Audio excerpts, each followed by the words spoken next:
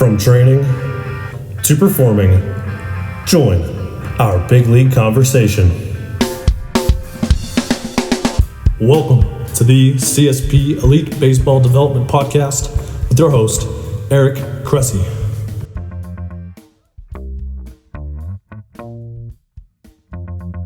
Welcome back to the CSP Elite Baseball Development Podcast. I'm your host, Eric Cressey, and this is episode 40. I'm really excited about today's podcast because I learned a ton while we recorded it. Also, it's one of the best dudes in baseball. He's got a ton of wisdom to share, particularly with respect to off-speed pitching and really understanding who you are as a pitcher. So we're in for a real treat today with a guy who just started training with us this offseason. So I think you'll really enjoy it. If you want to develop faster and train better, you need the best gear. And with that said, we've got some really exciting news for you. The number one baseball brand in the world, Rawlings, has partnered with us at Cressey Sports Performance to make getting the best training gear for you more affordable. Simply head to rawlings.com and use the coupon code Cressey20, that's CRESSEY 20 at checkout, and you'll save 20% off your order. This offer is only valid on select items, but there's a ton of great gear you'll save 20% on that will help you become a better player. So shop now. Again, that's rawlings.com, RAWLINGS.com, and enter the coupon code Cressey20, CRESSEY 20 at checkout, and you'll get 20% off on your order of some absolutely awesome baseball gear that we use every day with our pro guys. Today's guest is a right-handed pitcher who played high school baseball in California and was drafted by the Angels in the 39th round of the 2008 MLB draft. He chose not to sign and instead attended Dartmouth College for 3 years. In his junior season, he pitched to a 6-3 record and a 2.47 earned run average with 70 strikeouts and 62 innings pitched. It led to him being drafted by the Rangers in the 8th round of the 2011 MLB draft. He was traded to the Cubs at the 2012 trade deadline and won their Minor League Pitcher of the Year award in 2013. He made his MLB debut for the Cubs in 2004 and was named the National League Rookie of the Month that August. He finished his rookie season with a 7-2 win-loss record and a 2.46 ERA. Thereafter, he established himself as a mainstay in the Cubs rotation, finishing the 2016 season with a record of 16-8 in 190 innings pitched and an ERA of 2.13, which was the lowest in all of baseball. He became the first Cub to lead the National League in this stat since 1945 and the first to lead the majors since 1938. He also started games 3 and 7 in the Cubs World Series win. At the time of this podcast, he's a career 63-43 with a 3.14 ERA. He's also both a New Balance and Rawlings athlete, so he reps two companies that have been huge supporters of Cressey Sports Performance. He started up with us this offseason as well. Please welcome to the show, Kyle Hendricks.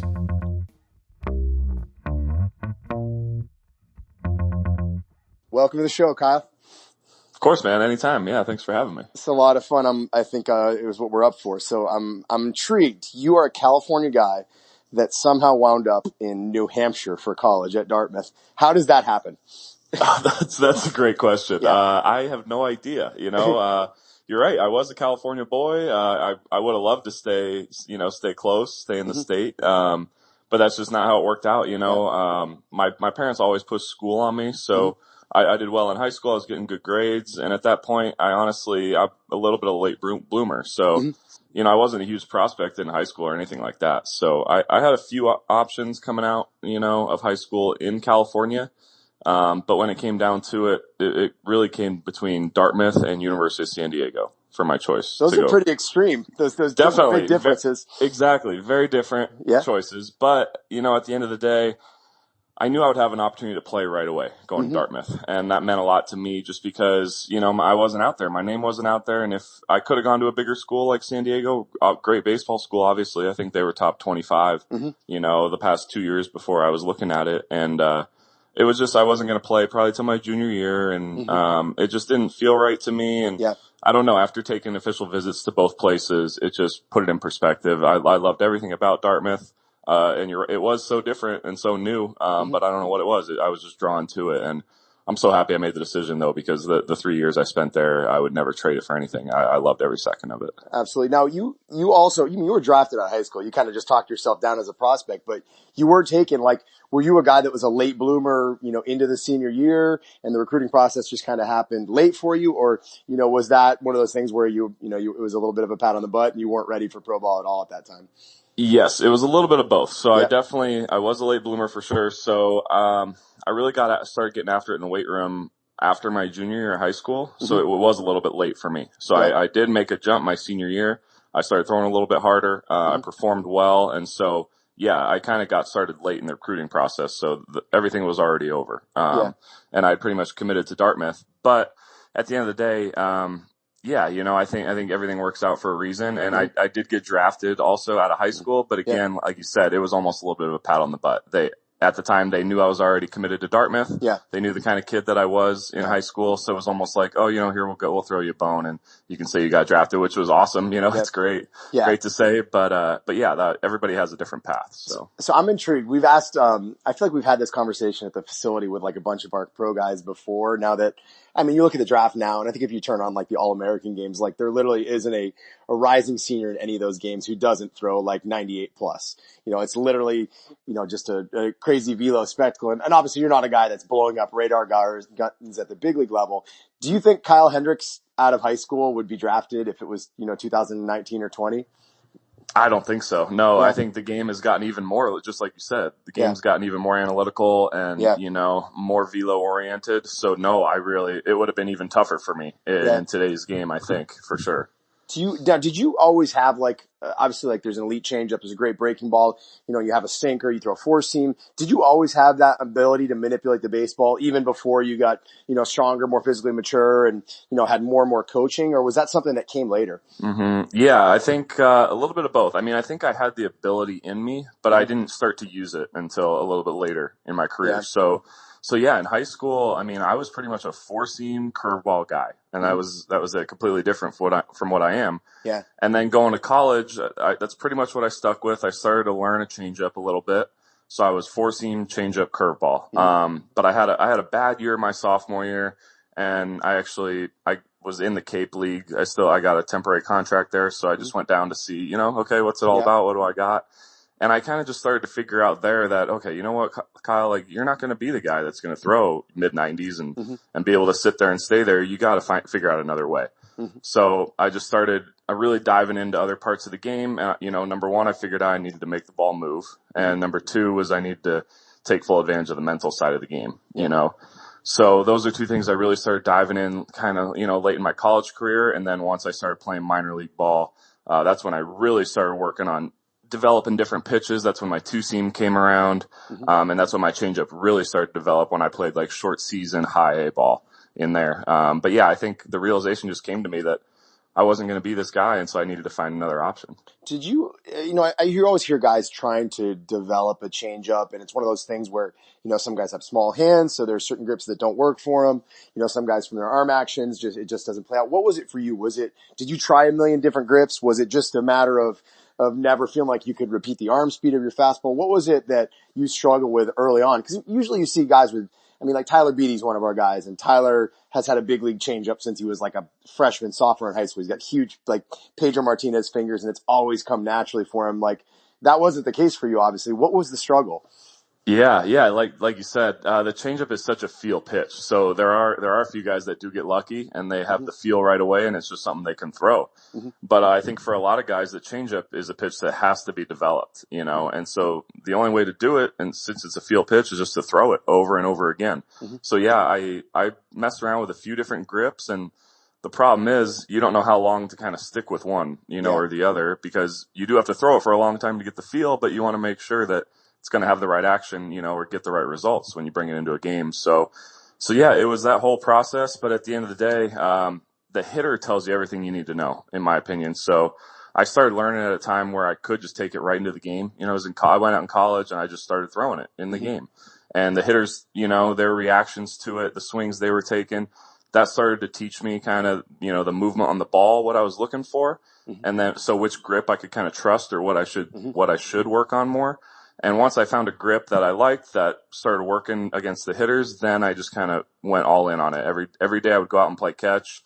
I'd start getting my arm loose, throw a few fastballs, but I would throw a ton of changeups, just going out to 90 feet, just use that grip, throw it over and over and over.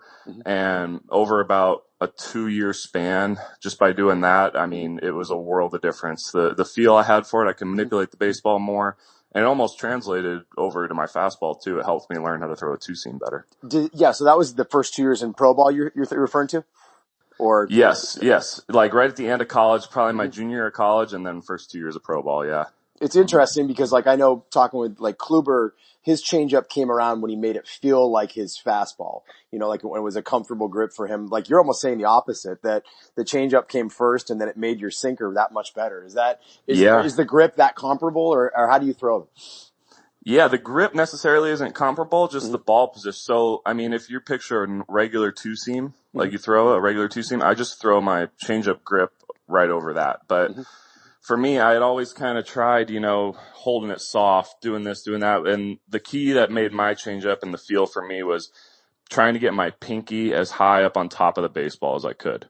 So when I got comfortable being able to just hold the ball like that, it's a normal circle change grip, but when I could get my pinky kind of as far up on top as I could and then just pronate it, I was able to take more and more speed off it, and I was able to throw it like my fastball, like you said, like Kluber. But it almost, it really did come first. I think the changeup and learn how to manipulate that came, and then the fastball movement. Just I tried to mirror it, yeah. When you talk about like that late pronation, like, is it in your mind to try to stay on the baseball as long as you can? Like, I know that's a Scherzer line. I'm not sure if it relates the same way to you, or are you trying to stay on the baseball longer with a changeup than you are on a fastball? For sure. I think my thought is pretty similar for all pitches. You trying to stay on everything and get it as far out front as you can. Yeah, I'm trying to pronate my changeup as much as I can, but it's not like I'm doing it from way back in my delivery and spinning out, and just trying to spin the baseball up there. Yeah, I'm trying to get as much extension as I can out front, and almost you're pronating it, but you're trying to get over the top of the ball is almost the feeling of it. And you're almost like you're dropping it in on home plate like that. Yeah, you're trying to make the ball move and create it. That's going to be detrimental to the final result. It's still late arm speed. That's the goal.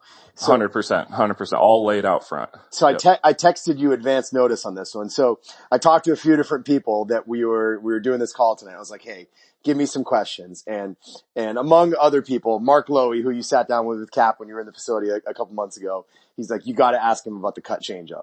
It's like this mythical creature that everyone wants, nobody understands, and you're one of maybe, what do you think, 3 or 4 guys that does it intentionally? I think so, yeah. Yeah. All right. So how does a cut changeup compare in terms of thought process, arm action, actual grip compared to what you do on a regular kind of arm side changeup? Yeah, it's all very, very similar. I would say the only difference is, so the cut changeup is a four seam grip, same hand position though. I try and get my pinky as high up on top as I can. Okay. Same circle changeup grip, and then the two seam one is just on the two seam fastball grip. So. Yep.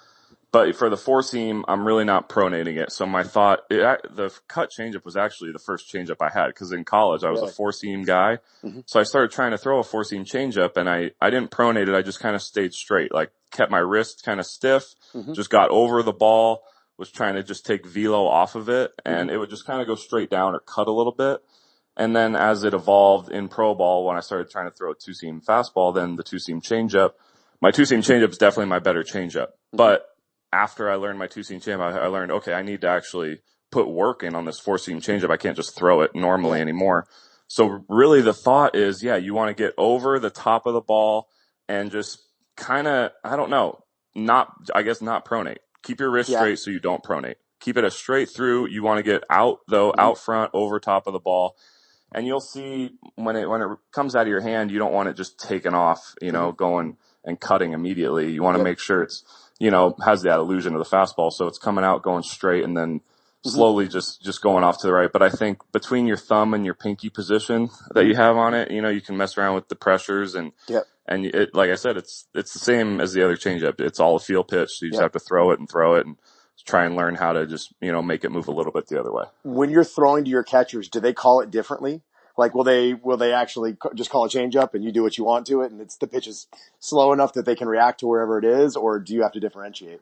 Yeah, no. So we don't have to differentiate. Our guys are so good, and at this level, Yeah. maybe if you're younger, you might have to let them know. But even Yeah. when I'm throwing a 4-seam and a 2-seam fastball, they don't need to know the difference. Yeah. So no, they just put down a changeup. But to be honest with you, most of the time, there's a situation where I'm going to throw the 4-seam changeup, and there's a situation where I'm going to throw the 2-seam changeup.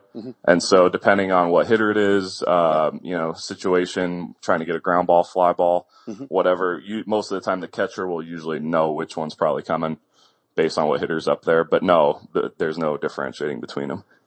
So you hinted at the mental side of the game, and one of the things that I think it actually pairs well with, so in 2016, which was probably your career year, obviously like started Game 7 of the World Series, career high in innings between the regular season and postseason, you led Major League Baseball in first pitch strike percentage.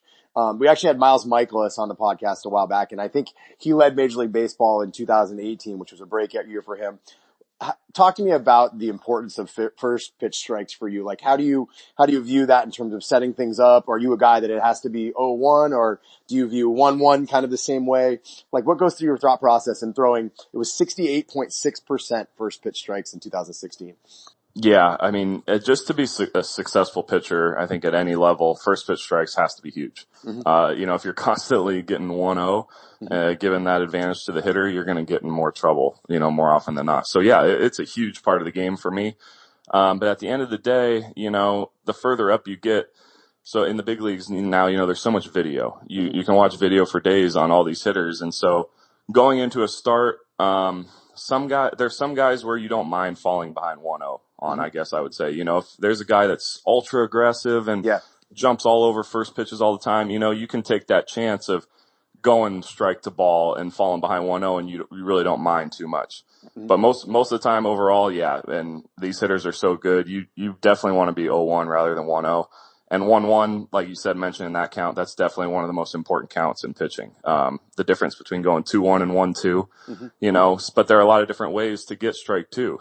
And that's the thing you have to realize. It doesn't have to be a called strike. You can get a foul ball.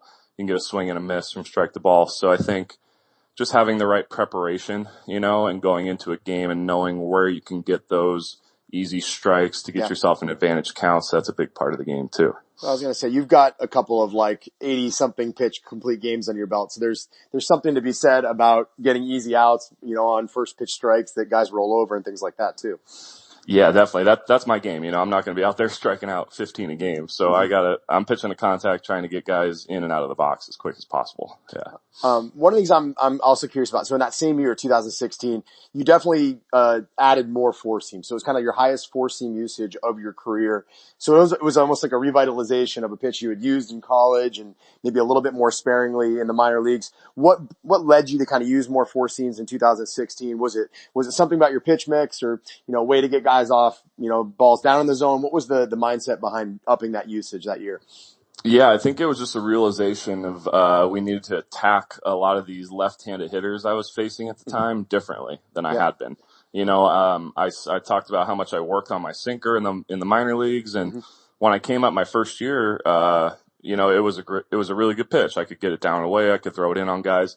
Good ground ball pitch for me. But then after being in the league for a year or two, even the hitters are making all the adjustments they can. It's in real time. So I just started to realize that even good pitches like down and away to a left-handed hitter, a good 2-seam down and away to a lot of guys was just getting squared up more often than not. So I had a pitching coach in AAA, Bruce Walton, actually, who talked to me a lot about bat paths and, swing paths basically. And so I'd done a lot of work as far as watching video, trying to learn what those were, and how to see it, and then how to break it down in a game to see how a guy's bat path was working.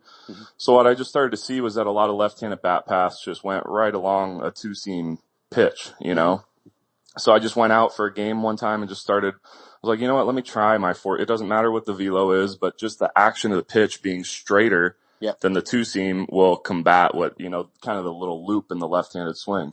So I just went out in a game and started throwing a lot of 4-seam fastballs, and I started getting foul balls, pop-ups.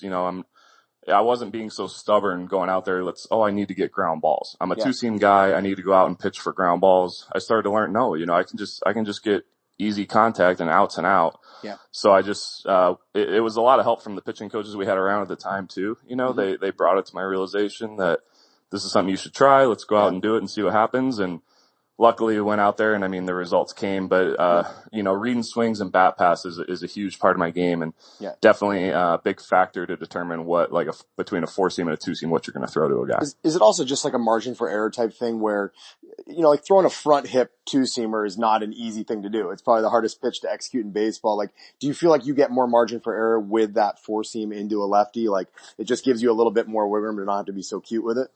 100%. That's exactly right. It got to the point where the margin for error, if I was throwing a 2-seam down away to a lefty, it had to be in a perfect spot. It had to be absolutely, perfectly executed. And so you have no room for error there. And when I started throwing these more 4-seam fastballs, I could miss by a little bit and you're still going to get bad contact. So exactly. I started to learn where to look to have more margin for error so I didn't have to be so perfect all the time. No doubt about it. All right. And you talked about video a lot, and actually Mike King was a previous guest, and Mike talked about like going to every start, like he wants to see, the last 25 at bats for, right-handed hitters and, things like that. What's kind of your approach going into a game? Do you look at recent stuff? Do you go back and look at notes on guys that you've faced dozens of times? What's your kind of personal scouting report, and how does it combine with what the team gives you?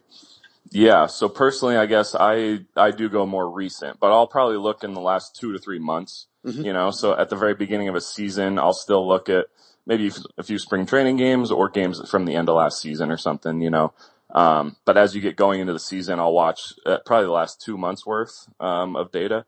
It pairs up. We have such a good staff with the Cubs that the scouting reports they put together, we have between Mike Borzello, Tommy Hotovy, our pitching coach. Borzello, he's been doing it forever. Just the way he breaks down video and sets up these scouting reports, it's such a good starting point for me. It basically breaks down every hitter into, okay, 0-0, kind of what their approach is, or aggressive, passive, what they're looking for, middle counts, where you can attack them, what they're trying to do, and then finish, 2-strike or finishing pitches, where to go. So being able to just start with all that information is huge because I don't have to, go and do all this extra work on top of it. So it allows me to just watch more clips, more visual clips of actual swings. So what I'll do is I'll just sit down and, like I said, so from the last 2 months, let's say, I'll just start 0-0. I'll look at the first hitter, the leadoff hitter, start at 0-0 count and just look at the pitch data, see kind of where his swings are coming, when he's aggressive, when he's passive, what he's swinging at, if it's off speed, fastballs, so on and so forth. And then from there, I'll go to middle counts and I'll look at where I have fastballs in middle counts, where I can attack them. Same for off speed. So, it's kind of playing this game and putting this puzzle together of knowing where all your options are throughout all the different counts. And then just taking that on the mound and I guess deciding which one's going to be best at the time to throw. Yeah. You talked about the mental side of the game being like a game changer for you that you figured out when you were in the Cape League. Elaborate a little bit more. Like, what was it then? What is it now? Like, actually, Bob Tewksbury's been a guest on the show. I know he's spent some time with you with the Cubs. Like, what do you use on a daily basis? What worked for you in the past? Like, how has it evolved over time? Yeah, so it has evolved, but a lot of it stayed the same. Starting in the Cape, I picked up the Mental ABCs of Baseball, book from Dorfman. Yep. And that really just opened up a whole new world for me. And I actually started, Greg Maddux, obviously one of the best ever, but, I didn't get to see a whole lot of him. I watched him pitch a little bit late in his career, but I started watching some interviews and stuff on him, and just how much he talked about the mental side of the game and how much he focused on it and how much it helped him. And so it basically came down for me when I started reading that book is just to simplify everything. And so I started going out in Cape games, or when I went back for my junior year at college, I started just experimenting with it. And I was like, let me go out there, take the mound, and let's try just to have one thought. I don't care what the catcher can call whatever pitch he wants. I'm not going to really look at the hitter, but my one focus is going to be make a good pitch, not be perfect, but go out and make a good pitch. And I just started experimenting with it, and I noticed just how much it opened up for me, it slowed the game down, and I could think through an at bat. I could see a hitter better. I could see what his swings looked like better. So I guess that's where it started. And from there, I pretty much keep with that. So throughout the year, I'll pick up the Mental ABCs the day before I start, and I'll read through one or two of them, depending on how I feel, sometimes 3 or 4. You know when you're in a good mental state and when you're not. You can kind of feel the difference. So just trying to keep the consistency and keep that same approach. So every time I go out there, it's the same simplified mental approach, but, focused and in that zone kind of. Do you keep journals like right up after each start, or how do you attack that? No, so I've never really been a huge journal guy. A lot of people have told me to try it, and even I've talked to Tukes about this a lot actually too, because he's worked with us. So I have messed around a little bit with it. For me, I don't know. I can remember a lot of the things, a lot of the guys I faced for some reason, and I can remember the sequences I've used. And then when I go back and watch videos, sometimes I'll go back and watch like an old at bat, and I don't really have a problem, I guess, with remembering kind of what I was trying to do in a situation. So it just isn't something I've used, it's just not for me, different things for different people. But. No doubt. I always remember, I worked with Kurt Schilling, like at the tail end of his career, and Kurt talked about how, he played alongside Pedro. Pedro could always read swings like in real time, like in games. He could see it, even from the dugout. And Kurt was always adamant, like, I could never do that. Like, I had to go and watch video. And like Kluber's a guy who can read swings. Are you a guy that can see it in real time, or do you have to go back and watch video between innings or after the fact?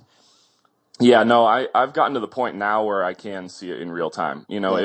If I'm not in a good mental state or not focused or locked in, though, then no, I won't be able to lock in and see it. But that pitching coach that I was talking about, Bruce Walton, I had in AAA, we talked about it so much, and I started focusing on it so much when I got to the big leagues that it definitely has gotten to be part of my game now. And I think the preparation and watching the video of how a guy's swing is already, before I go into a game, seeing how he swings against a 4-seam and a 2-seam fastball, and then I go out and I'm throwing it against him. It makes it very easy. Yeah, I can see, if he's swinging just a little bit under it, a little bit over it, or what he's trying to do. It's gotten to the point now where I'm able to read them in game, but it's just not an ability that you're born with. No. So it's something you can definitely work on, and it's like any other, skill for sure. I'm curious. So back when Brian LaHare was in Chicago, which I think was like 2011, 12, one of the things he talked about was that nobody really understands like how much of an adjustment is for Cubs players to play so many day games, where, you get back late and you have a 12 o'clock game the next day. And he talked about how some of the veterans really like took him under his wing. How different is your prep for, like an early afternoon start on a regular basis compared to playing at just, a normal 7 p.m. start? Yeah, definitely. So I guess what changes is just what you do throughout the day, So for a day game, you just know you got to get to bed a lot earlier. And then from the moment you wake up, it's pretty much get ready and go. And then you're pretty much pitching in the game. Whereas the night game, you can stay up a little later if you want, but you can sleep in. You got all day to just kind of hang out and lay around. But like you said, for me, I was lucky that I got called up with the Cubs. So it's all you've ever known. Even in the minor leagues, you play a lot of day games there too. So it wasn't a huge transition for me. It was a little tough. You just have to learn your timing, and I think the biggest thing, like I said, is you just got to be able to get to bed at a reasonable time. Sometimes if you're playing a night game, then you're pitching a day game the next day. Like, you can be still wired just from watching your guys and whatever's happened that night. So that's probably the toughest part. But other than that, no, I keep everything the same. I have the same timing from when I get to the field, and it's just maybe a little different meals because it's a shorter day, but no, you get used to the routine, and I don't mind at all. You kind of take both for what they are. Are you a guy that like totally tunes out baseball when you leave the park? Or like, if you're, you play a day game on a Sunday afternoon, will you turn on Sunday night baseball, or you lock it out at that time? I would say I'm in between. Most of the time I'm locking it out, I would say. Most of the time I get away from the field and I'm just kind of getting away, and I just need my time. I just need to decompress, especially if I had pitched or something, just need to get away from it. But there's definitely times, I love baseball so much that, I stay connected to the game, and that's how it always is. So there's times throughout the year where maybe you're a little more tired than you would be normally, so I'll stay away from it. But then when I'm feeling good and energized, I'll watch baseball I'll turn on Sunday night baseball or whatever it is at the time for sure. I'm always curious when you have a high academic guy, right? Someone who goes to Harvard or Dartmouth or Yale or whatever it may be. Is there like a constant struggle to to not go too far down the analytics rabbit hole, because you and I both know you can look at TrackMan data and you can get lost in it for 15 hours, and before you know it, it's 3 a.m. and you don't know what you've even been staring at. Have you had to work with that, knowing how intuitive like you are with this stuff and how much you take pride in your preparation, or is it something that you've always had a good balance with? Yeah, no, it's a good question. It's definitely something I've had to work with, like you said. I think just, it's more in our nature, I guess, from guys that go to, higher academic schools in a way that's kind of what got them to that point. So it's, I think, what they would like to rely on going forward. Yeah. So yeah, a lot of guys can really go down that rabbit hole and start looking at all the data and forget that at the end of the day, that your job is to get the hitter out that's standing, 60 feet away. So I think a lot of it too is the people around you. Someone like us coming in and, playing for an organization, the staff and the people around might think, oh, he's going to want all this kind of information. He's going to want to look at all this stuff. And so I'm really not that guy. I look at a little bit of analytics, but at the end of the day, we have such good people around now that it's gotten to the point where they look at all my analytical numbers and where I'm at when I'm good. And then if I start to stray away or start to get off track, then they'll come to me and we'll start to look at the numbers and see what's going on. But it's not something where after a start, I go back into the clubhouse and I'm looking at what my spin rates were or whatever, my efficiency and all this. But so much of that stuff can help you. You're right. So if you're trying to improve, trying to make a new pitch, there are certain things in there that can help. I think you just have to be careful and you just got to know what's good, and what can help you at what time. One of the things I remember Mark saying after you guys met, you and Cap and him, he commented on how when you were locked in, you talked about being able to see the ball like all the way to home plate. Like it was like, obviously you can't see the ball out of your hand when you're throwing at high velocities, and it's the fastest motion in all of sports. But describe to me, like, elaborate on that a little bit more, because I've never heard that before, and I'm really intrigued at what it meant. Yeah, for some reason for me, just keeping my head on it, I've had a tendency to want to spin off. I've been rotational in the past, and so I guess a cue, and one thing I've noticed is when I'm always at my best, so it starts playing catch, and then it translates to even when I go to a game in a full windup or whatever it is. But I get to a point where my arm slots in a way and my eyes are locked in on the target, and mentally I'm so, in a zone that you're releasing the ball and you see it see it the whole way, and you see it go right into the glove, and it might be easier to explain, I guess, when you're not good, because when it's not going well, you can tell right away, the ball's coming out and you don't have the same visual. You don't see it go right. It hit the spot in the glove, but not exactly, you kind of pick it up right at the last second, maybe as it's hitting the glove.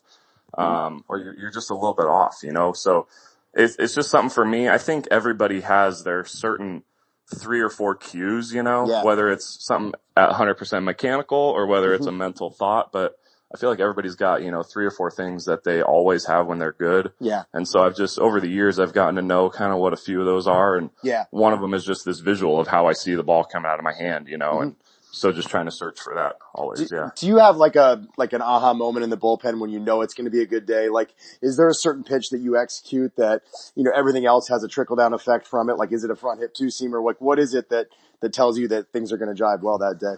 Yeah, for me, it's always been the down and away, the glove side 2-seam, and out of the windup specifically. If everything kind of works for me out of the windup, if my windup, my timing's good, and I can get down and away and I'm getting depth on my 2-seam over there, then that means I'm in line, I'm out front, everything's on time, and the ball's moving the right way. And then my stretch is kind of very simple from there, and it takes the same arm stroke going forward. So yeah, I would say, when I get in the pen, my focus is always going to be on that glove side, down and away 2-seam. And then, again, though, that's just for me. I've heard a lot of guys that it's, when I start throwing my breaking ball and I get out front, that locks me in and, it gets my arm slot right. So just for me, it happens to be, 2-seam down and away. And I mean, I think there's so many younger players who are just starting with 2-seams that, like, 2-seams are tricky. You can fall in love with bad 2-seams because they run like crazy and you see tons of movement and they don't go exactly where you want. And those are the ones that find barrels when you get to, higher levels if you're not careful. So exactly. Again, the hitter's going to tell you everything you need to know. So I messed around with different 2-seam grips, and I went out there and it was moving like crazy. It was moving 3 feet, but so the hitter saw it moving right out of your hand too, so he sees it moving the whole way in and he squares it up. Exactly. Like you said. So it's working to find the right one that has the late movement that isn't recognized by the hitter. And when you start throwing it in games and you see the swings guys are taking, they'll tell you exactly what's going on. So I'm curious, when you get out in long toss, I mean, are you throwing the 4-seam or the 2-seam a lot? I mean, is it 4-seam when you're out there and then you're ripping off sinkers as you do your pull downs, or how do you attack it during your pregame throwing? Yeah, so during pregame, I'm throwing all 4 seams. I throw 4 seams all the way out and then all the way back in. And then when I get all the way in, right at about 60 feet, I'll throw some pitches, so I'll throw 2 4 seams and then I'll throw 6 or 8 2 seams to get the feel of it there. But yeah, and that's another thing for me. I started throwing a cutter maybe 4 or 5 years ago, and it really got me away from my 2-seam movement, and then I couldn't really throw a true 4-seam off of it, I started getting stubborn with it.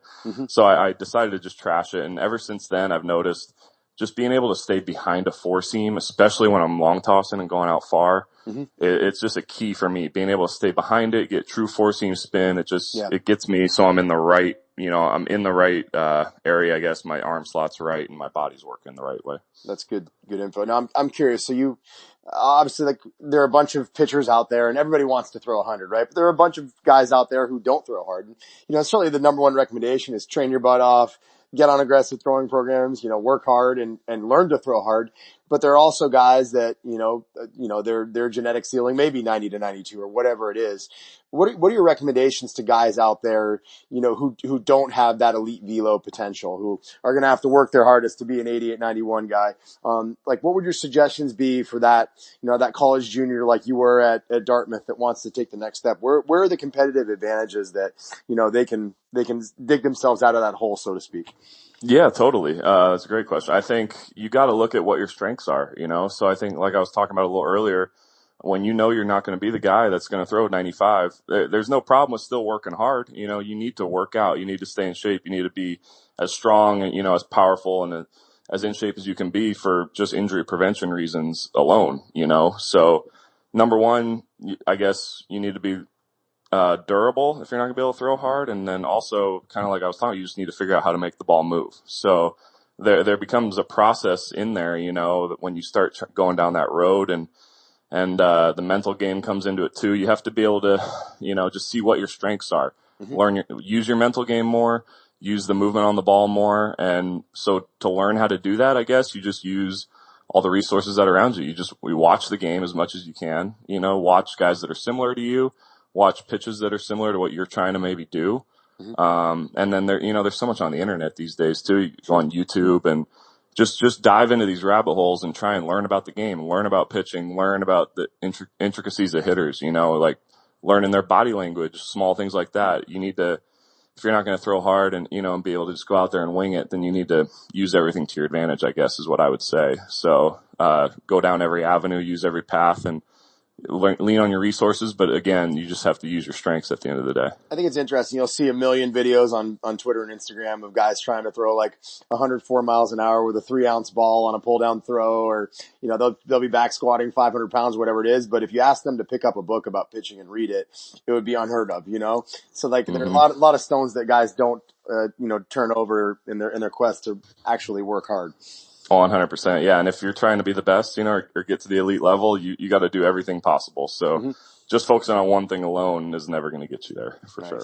All right. Well, we always do a lightning round at the end. Cool. And I'm curious to so this is a very, very high compliment. I asked this question to Brandon Kinsler, and he said that you are his favorite pitcher to watch. So really? We always ask, who's your favorite pitcher to watch in today's game? He said it because you basically show him how to pitch to a lineup, because you guys are comparable. So, but that's high praise from Kinsler. He's very thrifty. Trust me. Anything from Kins, I'll take. Any compliment. He's thrifty with his affection. Very, very much so. So with that said, who is yours? It's pretty easy for me. Go DeGrom. I mean, I love watching him. Just number one, the elite stuff, but he pitches with it too. You can just tell, Scherz is another guy up there, obviously, but just watching Jake, the things he does going out there every day, staying healthy, in the last few years, just how dominant he's been. I mean, how do you not love watching him? Absolutely. Yeah. How about some advice for a teenage Kyle Hendricks? If you go back in time and tell a 16-year-old Kyle to do something differently, what would it be? Man, I would say do nothing different. I would say All right. just trust what you have. Kind of like I was telling everybody Yeah. earlier, if you know you're not going to throw 100, Yeah. I would say I would want myself to be more secure with the fact that knowing I'm not going to throw hard, I guess, Yeah. would be the thing. Just trust it earlier and trust that, the other avenues I'm going to go are going to work. I'm curious. You were, I want to say, you were 8th rounder or out of Dartmouth. Yeah. Where'd you go? Yeah. Now, were there teams that were just completely off you because of the velo, or it was for pretty sure. much? That's amazing to me.